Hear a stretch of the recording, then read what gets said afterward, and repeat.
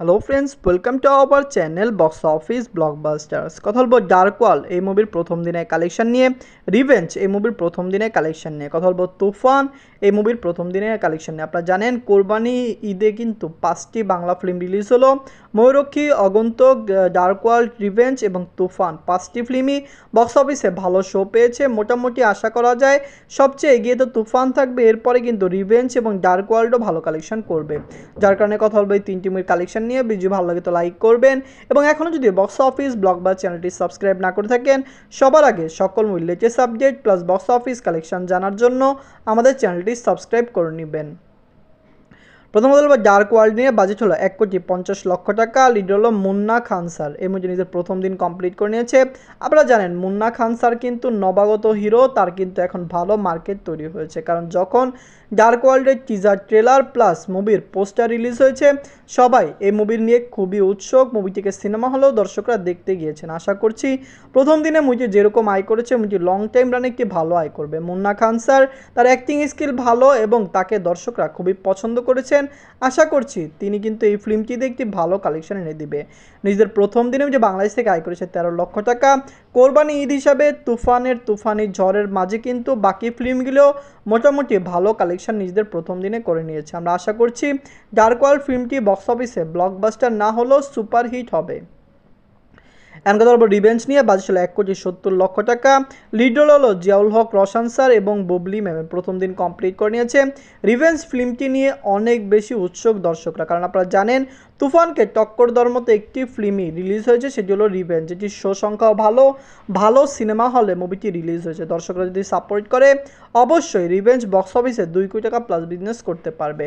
আপনি জানিয়ে দেই তুফান কিন্তু ভালো কালেকশন করলো, রিভেঞ্জেরও ভালো একটি রেসপন্স পেলাম প্রথম দিন, যার কারণে আমাদের মনে হচ্ছে লাইফ টাইমে মুভিটি একটি ভালো কালেকশন করবে। জিয়াউল হক, রোশন স্যার রিসেন্ট টাইম অনেক ভালো ভালো ফিল্ম দিয়েছেন এবং ইকবাল আজাদ স্যারও তার সাথে কাজ করতে চাচ্ছেন, যার কারণে আমাদের মনে হচ্ছে দুইজন মিলে একটি ভালো ক্যারিয়ার সমৃদ্ধ করতে পারেন।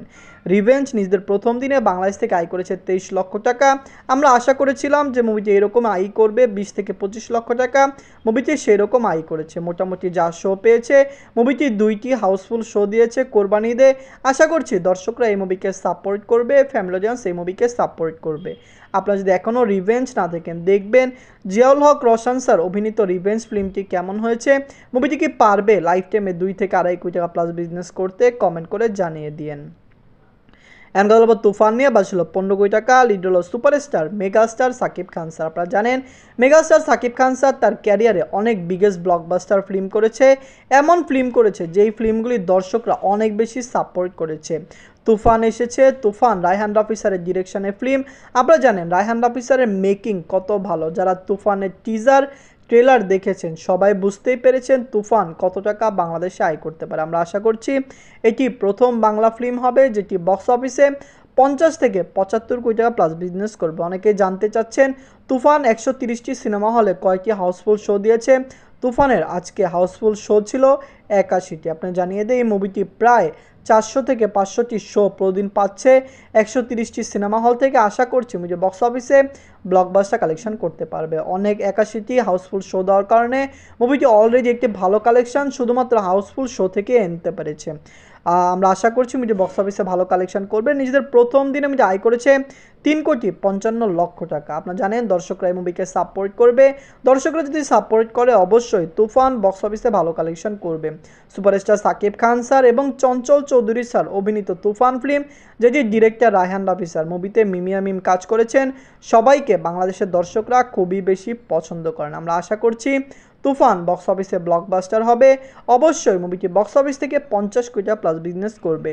আপনারা যারা সিনেমা হলে দেখেছেন, আমি নিজেও ব্লকবাস্টার সিনেমাতে মুভিটি দেখেছি, আপনারা প্লিজ কমেন্ট করে জানিয়ে দিন তুফান ফিল্ম আপনাদের কেমন হয়েছে এবং 5 স্টারের মধ্যে তুফানকে আপনারা কত স্টার দিতে চান। ধন্যবাদ।